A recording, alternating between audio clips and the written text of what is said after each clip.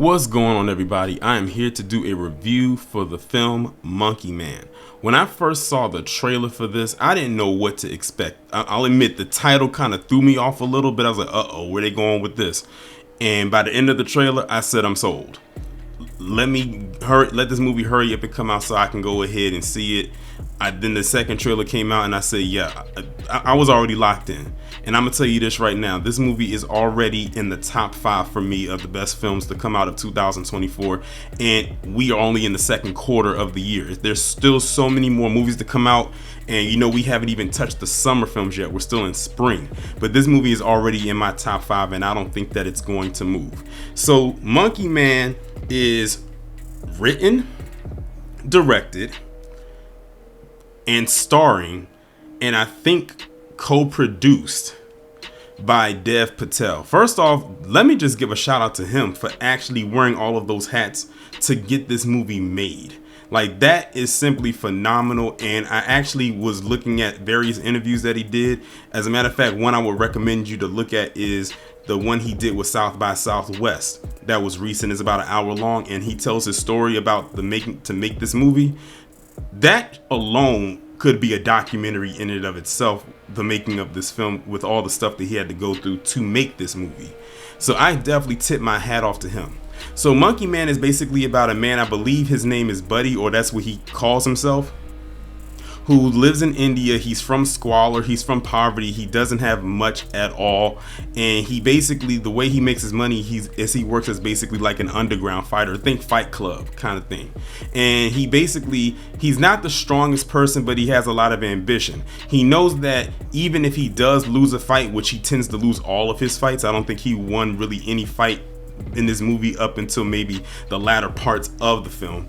He knows he'll still get paid. He won't get paid as much as the winner, but he'll get paid nonetheless. And when I say he lives in squalor, I'm talking about he lives in an area where there's only one room, and all the people that's living in that room are literally stacked on top of each other. Like, there's just bodies just like piled on top of each other, and that's just how they live. And basically, like I said, they live in poverty. They don't have much money, but he's very ambitious, so he goes and he tries to find, and he does find, other form of employment along with still continuing to fight, so he can be able to support himself, until he ends up coming across the individual that unfortunately when he was a kid murdered his mother right in front of him. The person didn't know that he was watching him, but he saw this person end up murdering his mother. And then now it goes from a story of a man just trying to make a living and trying to get by to a revenge story. And let me tell you, this is probably one of the best revenge stories that was ever written, because of how it was written and the pacing of it. I like the fact that there was build-up leading into a lot of the action. A lot of people thought, oh, if you look at the trailer, they're going to hit you out the gate with the action, when they actually don't do that. There's build-up there leading to the action, and it's so well worth it because the story is so very, very well told. And I like that they do that, because if they flipped it, it would have took me out of the film, because it's like, okay, we need to learn more about this character, and we learn quite a bit. So the story definitely gets a point for me. This was a very, very well told story. Let me tell you, this is how you do a hero's journey. This is the quintessential hero's journey right here. You have someone who comes from nothing. He experienced his mother be brutally murdered in front of him when he was a child. That traumatized him. He's doing what he can to get by. He's trying to make funds. He ends up taking another job. He's even willing to work a position that he feels is beneath him, but as long as he's getting paid, that's all that matters. He knows he's not the best fighter, but he's going to continue to get in the ring anyway and fight against people he knows he's not qualified to beat. He finds the person who did this to him, and he goes after the person, and he just goes non-stop. And then he ends up in a place where he knows that he kind of has to rejuvenate. He's around another type of tribe of people. They kind of help guide him on his more spiritual journey along with the physical journey as well. And then when he comes back and he's ready by the third act, all hell breaks loose.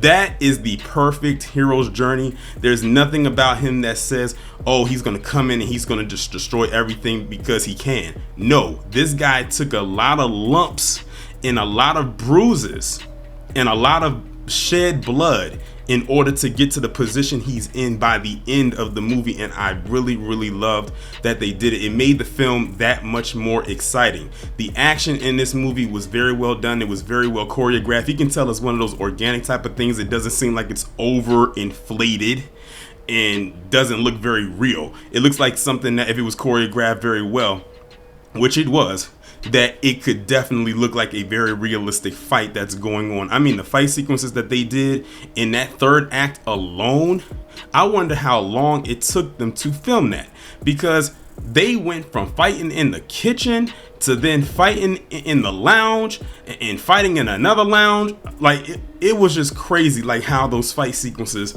were set up. Like that whole fight sequence from beginning to end probably was about a good 20 minutes long. Perfect timing for a good fight sequence that happened the way that it did. And the cast is very, limited. It's not a very big cast. I don't know what the budget for this movie is, but it wasn't a very big cast. Of course, you had Dev Patel be the leading character. Then he had a sidekick who came in eventually. He was more like the comedic relief. He had less scenes than I thought he would based on how he was in the trailer, but he didn't have that many scenes.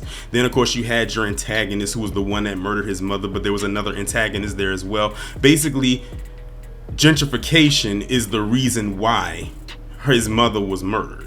They wanted the land, even though the people there, that was their land, but because they wanted to expand, they ended up doing some very savage things in order to obtain said land. And not only does this movie just have the action and stuff like that, but it also goes into politics. It talks about, how women are treated over there. The type of things that Nimrata and ramen noodles don't like to talk about, because again, this movie takes place in India. I believe it was shot there.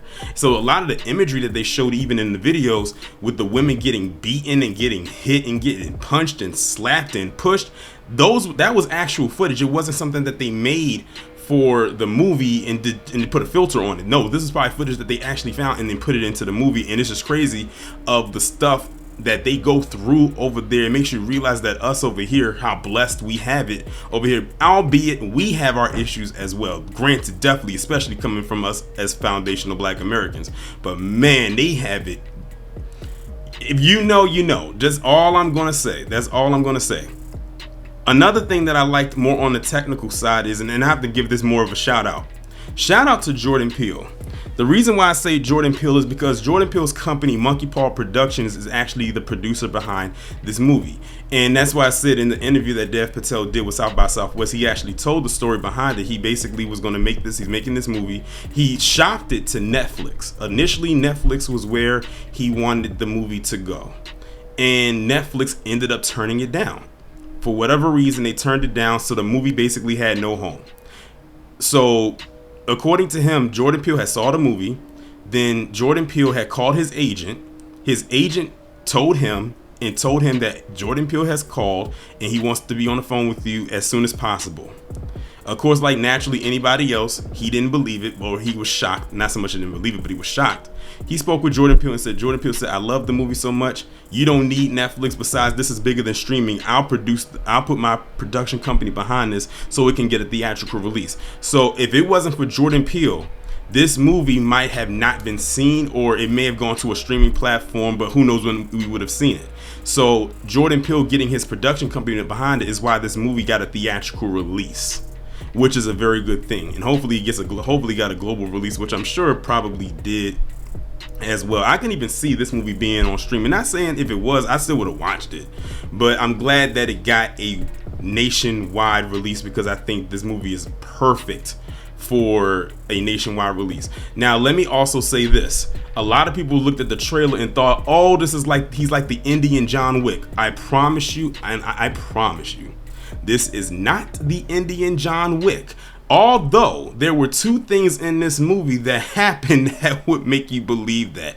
One, they actually do, minor spoiler alert, mention John Wick in this movie. Like the name John Wick actually comes up in this movie. in a particular scene. And I was like, oh wow, I can't believe they actually did it. I wonder if they did that because they knew people was going to try to compare it to that. 2 was a scene where he had an interaction with this dog. It was like 2 or 3 scenes he had an interaction with a dog. And as we all know, John Wick, you know, his co-pilot for the first few movies is that dog. The dog is present whether it's his dog or not. So those were the 2 things that kind of remind you of John Wick. But I promise you, this is not a John Wick copy and paste movie. This is a movie that pretty much stands on its own. So you don't have to go in there thinking, oh, it's going to be like John Wick. I promise you, it is not like John Wick. The action, though, you know, it has some, like, you know, it has some John Wick-esque things to it, but it's not John Wick. Like, you can separate the 2. Like, you don't have to do and say, oh, they did this in here and they did this in here and it was just like John Wick. I promise you, that is definitely not the case, and I'm sure that Dev Patel was not going for that route. Another thing that I liked is that when I was looking at the interviews that Dev Patel was doing, was when he was saying, when it comes to movies, like, you know, when it comes to casting Indians, they always tend to play an IT person or someone working at a convenience store or something like that. So it's always getting typecast. And he said, you know what? I'm going to switch that. I'm going to change that. I'm going to make this movie where the lead character in this film is not an IT worker. He goes through what he goes through. He's an action hero because he says his inspiration draws from people like Bruce Lee.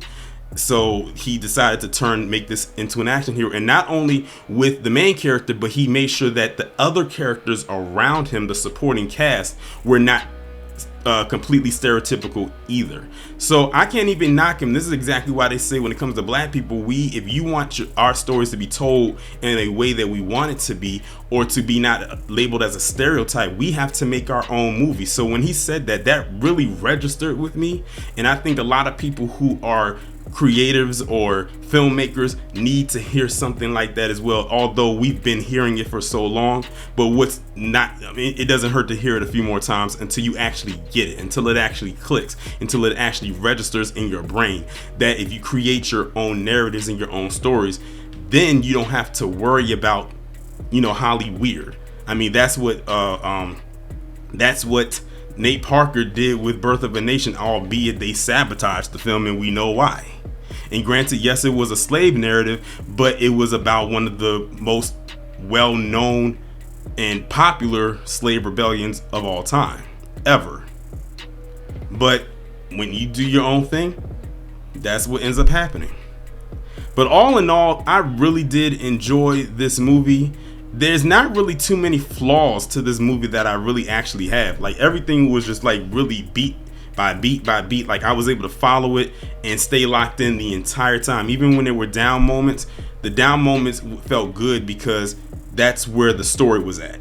And the story was very well told. You got more engulfed into the culture that they have over there, their religion, the deities that they worship, and how they connected it to the actual story itself, and the lead up and the build up to which ends up being the final showdown at the end.